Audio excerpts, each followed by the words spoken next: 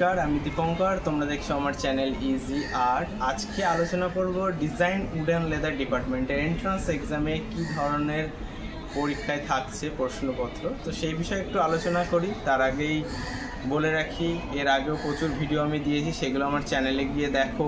ভালো লাগলে অবশ্যই বন্ধুদেরকে শেয়ার করো।